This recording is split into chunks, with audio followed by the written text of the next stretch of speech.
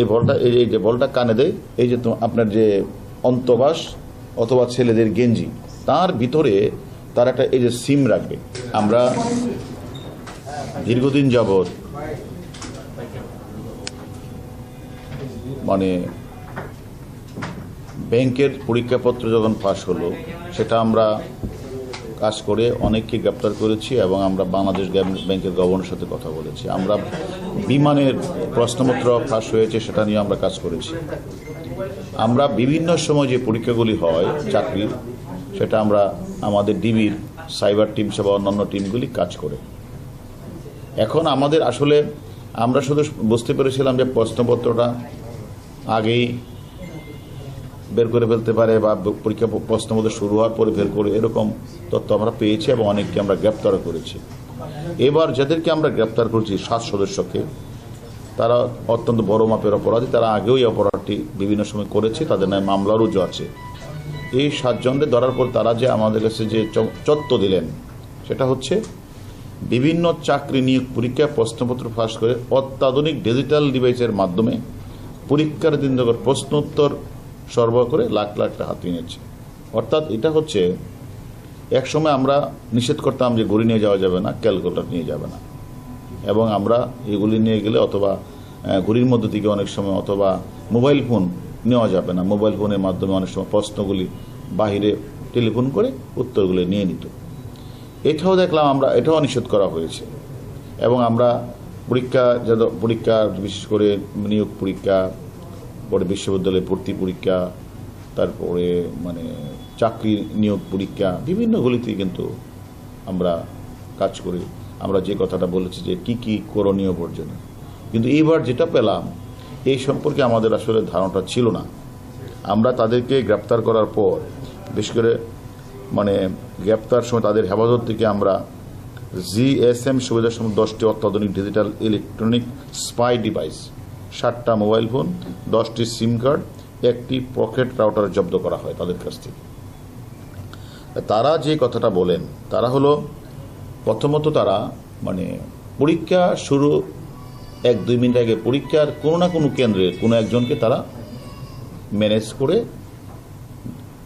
এরা করে কি ওই প্রশ্নের যে ফটোকপিটা এমসিকিউ অথবা রিটেন প্রশ্নটা তারা সাথে সাথে হোয়াটসঅ্যাপে করে বাইরে পাঠায়। বাহিরে তাদের একটা ডিভাইস সংগ্রহ, প্রশ্নপত্র সলভার টিম, অনেক লোক থাকে, অর্থাৎ কে বাংলা সলভ করবে, ইংলিশ সলভ করবে, 5 মিনিটের মধ্যেই তারা এটা সলভ করে ফেলে। সলভ করি তখন তারা তাদের যে ডিভাইস থাকে, এই ডিভাইসটা তারা কানের মধ্যে এরকম একটা বল থাকে, এই কানের মধ্যে এরকম একটা বল থাকে। এই বলটা এই যে বলটা কানে দেয়, কানে দিবে।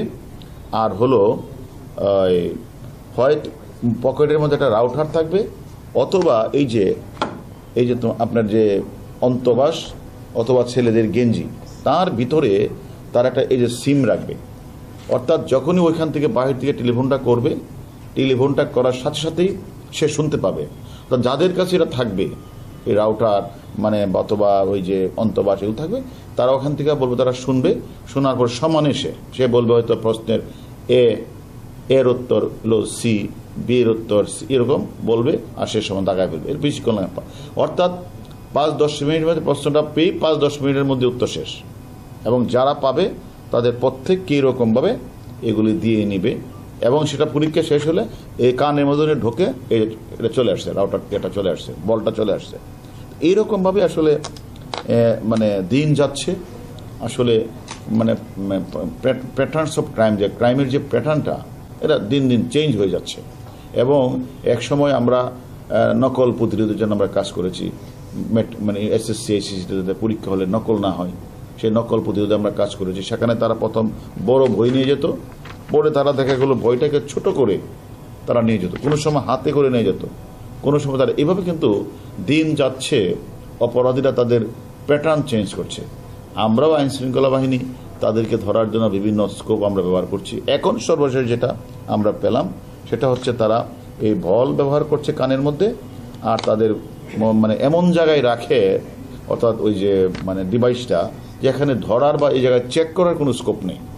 এইভাবে এখন আমি মনে করি আমাদের যে তারা আমাদের কাছে যে এই 7 জন আমাদের কাছে স্বীকার করেছেন যে তারা মোবাইল ফোনে হোয়াটসঅ্যাপ মেসেঞ্জারের বার্তা পর্যবেক্ষণ করে আমরা যেটা পেয়েছি, তারা প্রাথমিক শিক্ষক নিয়োগের 3য় ধাপে বাংলাদেশ রেলওয়ের টিকিট, পল্লী উন্নয়ন সঞ্চয়, জেলা প্রশাসক, মৎস্য বিভাগ বিষয়ক, জেলা প্রশাসক টাঙ্গাইল, গণপূর্ত সহকারী কম্পিউটার, দুর্যোগ ব্যবস্থাপনা ভূমি মন্ত্রণালয়ের এবং বাখরাবাদ গ্যাস কোম্পানি লিমিটেড, আরও অনেক জায়গায় তারা উল্লিখিত পন্থা অপরাধ সংগঠিত করেছেন।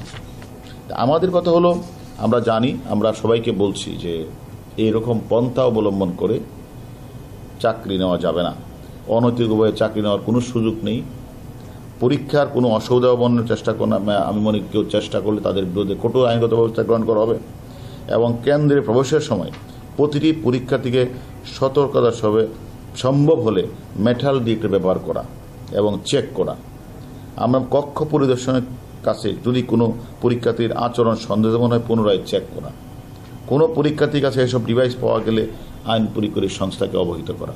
এবং আমরা সেটাও বলেছি যে সেখানে আমার মনে হয় যে শুধুমাত্র পরীক্ষার যে নিয়ন্ত্রক একজন হাতেই মোবাইল থাকে ভালো, আর অন্য কারো কাছেই মনে করেন মোবাইল না থাকাই ভালো। কারণ কেউ না কেউ কেন্দ্রে একজন পরীক্ষা শুরুর সাথে সাথে মোবাইলের ছবিটা তুলে ফেলে। কারণ পরীক্ষার কেন্দ্রের যে দায়িত্ব, উনি যদি ছবি তুলে ফেলে কারো তো কিছু করার নাই, তুলে উনি ওই চক্রের কাছে পাঠিয়ে দেয়।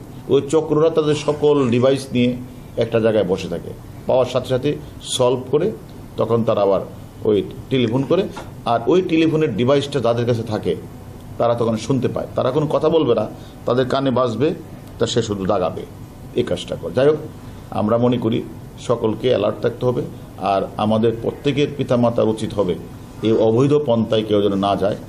ভিন্ন পন্থায় চাকরি টাকা পয়সা দিয়ে এইসব চাকরির জন্য গেলে বিপদের সম্ভাবনাই থাকবে এবং তাদেরকে আইন শৃঙ্খলা যে কোনো সময় ধরতে পারলে তার বিরুদ্ধে কঠোর অ্যাকশন গ্রহণ করবে।